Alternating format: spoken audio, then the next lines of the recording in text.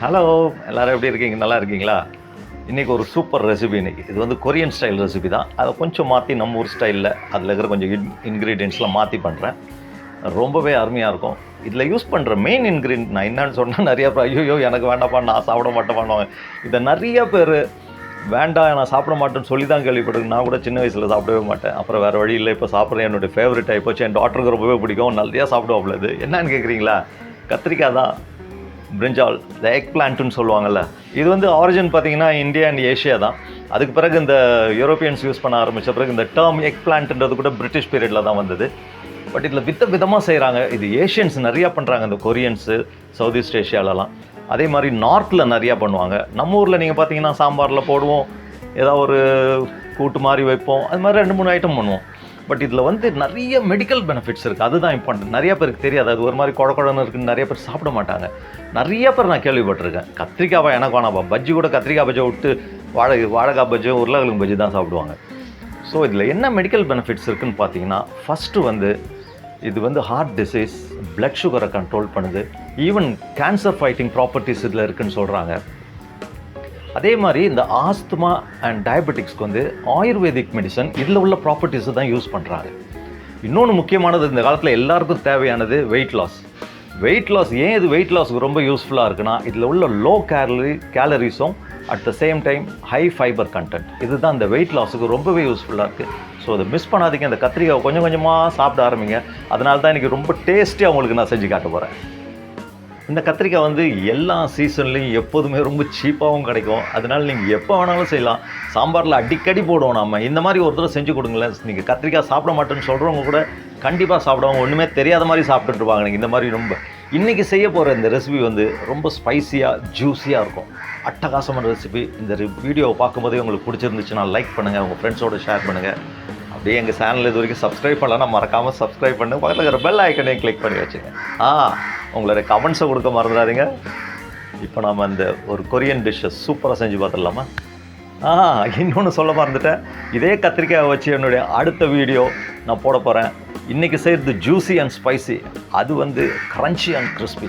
ரொம்பவே அட்டகாசமாக இருக்கும். Don't miss it.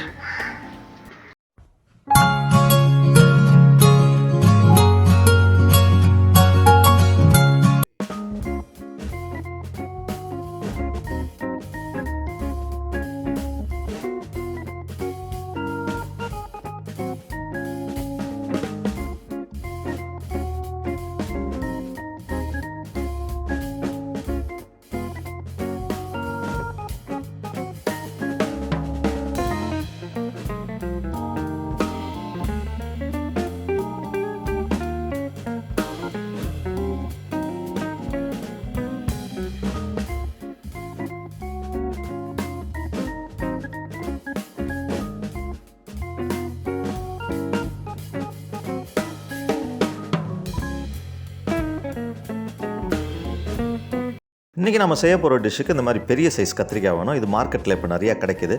இப்போ இந்த கத்திரிக்காவை நம்ம வெட்டி வச்சோம்னா சில நேரத்தில் ஒரு மாதிரி எப்படி பிளாக்கிஷ் ஆகிடும். அதனால் இதை நம்ம தண்ணியில் போட்டு வைக்கணும். அந்த தண்ணியில் இன்னும் 2 ஐட்டமும் நம்ம சேர்க்க வேண்டியது. இப்போ இதில் ஒரு டேபிள் ஸ்பூன் வினிகரும் ஒரு 1/2 டீஸ்பூன் சால்ட்டும் போட்டு நம்ம வெட்டின கத்திரிக்காவை அதில் போட்டு வச்சோம்னா நம்மளுக்கு சால்ட்டும் கத்திரிக்காயில் ஏறிடும். அட் த சேம் டைம் பிளாக்காகவும் ஆகாது. இந்த சொல்யூஷனை நல்லா நம்ம மிக்ஸ் பண்ணி எடுத்து வச்சிடலாம். ஏன்னா நம்ம கத்திரிக்காய் வெட்டி இதில் போட்டு வச்சோம்னா அப்படியே ஒயிட்டாக இருக்கும். எப்படி வெட்டணுமோ அதே கலரில் இருக்கும். கலர் சேஞ்சே ஆகாது. சால்ட்டும் நல்லா ஏறிடும். இப்போ நம்ம கத்திரிக்காவை ஸ்லைஸ் பண்ணோம். இப்போ இந்த சைஸ் கத்திரிக்காய் நிறையா கிடைக்குது மார்க்கெட்டில். சீசன் தான் இப்போது. நல்லா எடுக்கும்போது நீங்கள் பெருசாக அந்த மாதிரி கொஞ்சம் நீட்டாக எடுத்துங்க. அப்போ தான் நம்ம செய்ய போகிற டிஷ்ஷுக்கு அப்போ தான் நல்லாயிருக்கும். அந்த ஸ்லைஸ் கட் பண்ணோம்னா இந்த மாதிரி சைடில் ஒரு பீஸை வெட்டிட்டு அதுக்கு பிறகு நீங்கள் கட் பண்ணுங்கள். இந்த மாதிரி தின் ஸ்லைஸாக கட் பண்ணணும். இது கூட எனக்கு கொஞ்சம் திக்கு மாதிரி தான் தெரியுது. இன்னும் நான் தின்னாக கட் பண்ணி காட்டுறேன் பாருங்கள். கத்திரிக்காவே நல்லா சாஃப்டாக தான் இருக்கும். இதை இன்னும் நம்ம சாஃப்ட் ஆகணும். இது ஆக்சுவலி கொரியன் டிஷ்ஷு. இதை நான் கொஞ்சம் சிம்பிளிஃபை பண்ணி உங்களுக்கு காட்டுறேன். நம்ம இந்தியன் கண்டிஷன்ஸுக்கு ஏற்றபடி ரொம்ப சிம்பிளாக செஞ்சிடலாம் வீட்டில். இதை இப்போ எல்லாத்தையும் நம்ம ஸ்லைஸ் பண்ணிக்கலாம். இப்போ எல்லாத்தையும் நம்ம ஸ்லைஸ் பண்ணியாச்சு. இப்போ இது எல்லாத்தையும் எடுத்து நம்ம அந்த வினிகர் சால்ட் போட்டு வச்சுருந்தோம் அந்த வாட்டரில் நம்ம சோக் பண்ணி வச்சிடலாம். அதுக்குள்ளே நம்ம வேறு வேலையெல்லாம் செஞ்சிடலாம். ஸோ இந்த சால்ட்டும் கத்திரிக்காயில் நல்லா ஏறிடும். அட் த சேம் டைம் எப்படி வெட்டி இருக்கிறோமோ இதே மாதிரி இருக்கும். அந்த கலர் அப்படியே ரிட்டைன் பண்ணிக்கும். இந்த சொல்யூஷனு பிளாக் ஆகாது. இதை எடுத்து நம்ம தனியாக வச்சிடலாம். அடுத்தது ஆல்ரெடி நான் ஒரு உருளைக்கிழங்கு நல்லா வேக வச்சு நல்லா ஸ்மூத்தாக நான் மேஷ் பண்ணி வச்சுருக்கேன். இதோட ஒரு கேரட்டை நைஸாக கிரேட் பண்ணி அதையும் ஆட் பண்ணிக்கலாம். இப்போ இதில் ஒரு பச்சை மிளகாய் சின்ன சின்னதாக கட் பண்ணி அதையும் நான் ஆட் பண்ணிக்கிறேன். அப்புறம் கொஞ்சம் கொத்தமல்லி, ஃப்ரெஷ் கொத்தமல்லி நல்லாயிருக்கும் ஃப்ளேவரு. அப்புறம் ஒரு நல்ல இன்னொரு ஃப்ளேவருக்கும் நான் சில்லி ஃப்ளேக்ஸ், உங்களுக்கு சப்போஸ் சில்லி ஃப்ளேக்ஸ் இல்லைனா கொஞ்சம் பெப்பர் ஆட் பண்ணிங்க. அப்புறம் இதுக்கு தேவையான அளவு சால்ட் போட்டு இந்த மிக்சரை நல்லா நம்ம மிக்ஸ் பண்ணி ரெடி பண்ணிக்கலாம். அடுத்த ஸ்டெப்பு நான் நல்ல ஒரு ஃப்ளாட்டான தவா வச்சு லைட்டாக ஹீட் பண்ணிவிட்டு இதில் ஒரு டேபிள் ஸ்பூன் அளவு ஆயில் ஊற்றி அதை வந்து ஒரு ப்ரஷ், இந்த மாதிரி ஒரு ப்ரஷ் இருக்கும், இல்லை அப்படின்னா ஒரு ஸ்பூனை வச்சு நல்லா ஸ்ப்ரெட் பண்ணி தவா நல்லா ஓரளவு ஹீட் ஆகிற வரைக்கும் நம்ம ஹீட் பண்ணிக்கலாம். இப்போ தவா ஓரளவு ஹீட் ஆனோடனே நம்ம சோக் பண்ணி வச்சுருந்த அந்த கத்திரிக்காய் ஸ்லைசஸ் எடுத்து இப்போ நம்ம லைட்டாக குக் பண்ணணும். இது ஆக்சுவலி ஃப்ரை பண்ணணும்னு சொல்ல மாட்டேன்னா குக் பண்ணணும். ஏன்னா அந்த ரா ஸ்மெல் போகணும். அட் த சேம் டைம் நல்லா சாஃப்ட் ஆகிடும். ஏன்னா இதை நம்ம ரோல் பண்ண போகிறோம். ரோல் பண்ணும்போது உடையாது.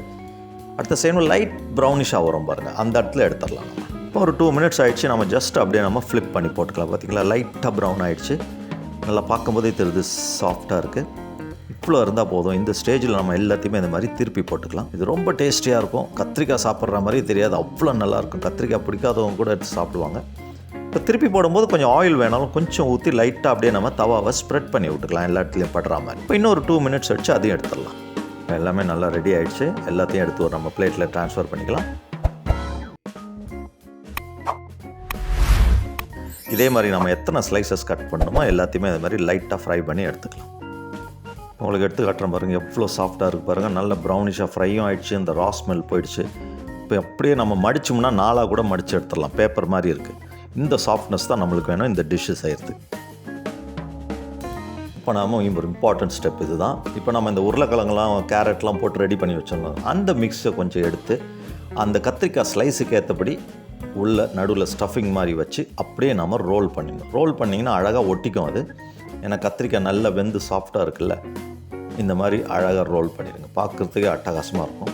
இது வந்து நான் வெஜிடேரியன் உருளைக்கிழங்கு வைக்கிறேன். இப்போ நான் வெஜிடேரியன் நீங்கள் சாப்பிட்ணுன்னு ஆசைப்பட்டீங்கன்னா நீங்கள் வந்து சிக்கன் கீமா இல்லை மட்டன் கீமா இதே மாதிரி கொஞ்சம் ஸ்பைசஸ்லாம் போட்டு நல்லா ஃப்ரை பண்ணிவிட்டு வேக வச்சு அதை நீங்கள் இந்த உருளைக்கிழங்கு புலாவ் வச்சு நீங்கள் இது மாதிரி ஸ்டஃப் பண்ணிக்கலாம்.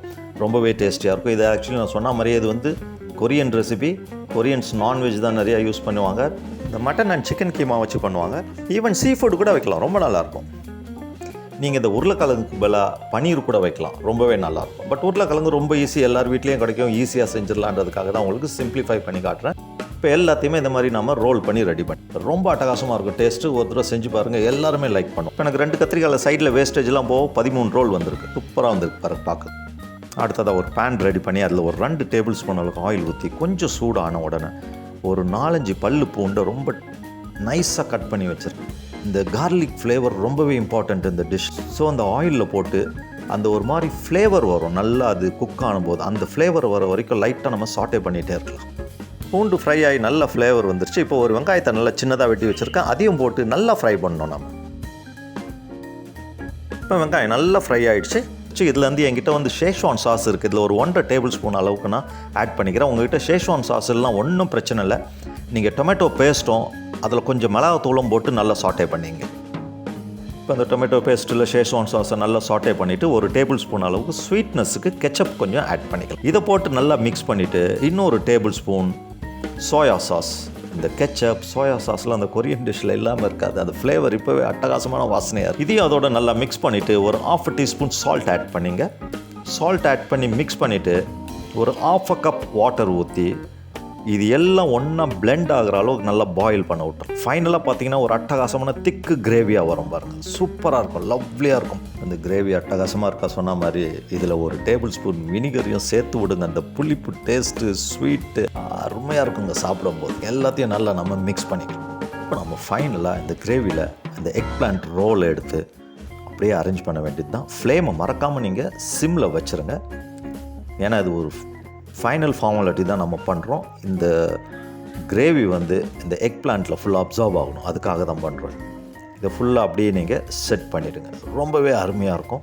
இது செட் பண்ண பிறகு லைட்டாக சைடில் இருக்கிற அந்த கிரேவி எல்லாம் எடுத்து மேலே அப்படியே நீங்கள் ஸ்ப்ரெட் பண்ணி விட்ருங்க அந்த எக் பிளான்ட் மேலே.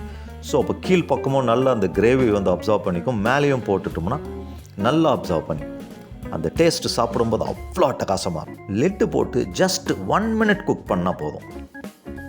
1 மினிட் ஆகிடுச்சு. நம்ம மூடி எடுத்துகிட்டு இந்த ரோல்ஸ் எல்லாம் ஜஸ்ட் அப்படியே திருப்பி போடலாம். ஏன்னா அந்த சைடும் கொஞ்சம் ஃப்ரை ஆச்சுன்னா சாப்பிடும்போது ரொம்பவே டிஃப்ரெண்ட் டேஸ்ட்டாக இருக்கும். எல்லாத்தையுமே நம்ம இந்த மாதிரி ஃப்ளிப் பண்ணிவிட்டு திருப்பி மூடி போட்டு அதே மாதிரி ஒரு 1 மினிட் வச்சு லோ ஃப்ளேமில் குக் பண்ணி ஓப்பன் பண்ணிங்கன்னா அவ்வளோ ஒரு சூப்பரான ஃப்ளேவர், அந்த அரோமா ரொம்பவே அருமையாக இருக்கும். நம்ம இந்தியன் ஸ்டைலில் பண்ணியிருந்தாலும் அந்த கொரியன் ஃப்ளேவர் உங்களுக்கு தெரியும். ஏன்னா அந்த சோயா கெச்சப்பு அந்த வினிகரோடைய ஃப்ளேவர்லாம் ரொம்பவே லவ்லியாக இருக்கும். இதை சாப்பிடும்போது கத்திரிக்காய் சாப்பிட்றோன்னே தெரியாது, நம்மளுக்கு யாருமே சொல்ல மாட்டாங்க. ஏன்னா உள்ளே வச்ச அந்த ஸ்டஃபிங்ஸ் ரொம்ப டாமினேட்டிங்காக இருக்கும். நீங்கள் உருளைக்கிழங்கு வச்சாலும் சரி, பன்னீர் வச்சாலும், சிக்கன் கீமா இல்லை மட்டன் கீமா வச்சாலும் சரி, அதுதான் உங்களுக்கு ரொம்ப டாமினேட்டிங்காக இருக்கும். யாருமே கத்திரிக்காய்னே சொல்ல மாட்டாங்க. அதனால் எல்லாருமே சாப்பிடுவாங்க. சாப்பிட்ட பிறகு நீங்கள் கத்திரிக்காய்னு சொன்னீங்கன்னா நம்ப மாட்டாங்க உண்மையாக. அவ்வளோ லவ்லியான டேஸ்ட்டாக இருக்கும். You will get a new experience. டெஃபினட்டாக அதை ட்ரை பண்ணி பாருங்கள். ஒரு தடவையாவது செஞ்சு என்ஜாய் பண்ணுங்கள் ஹாலிடேஸில். ஓகே விவர்ஸ், என்னோட அடுத்த வீடியோ மிஸ் பண்ணாமல் பாருங்கள். Good day.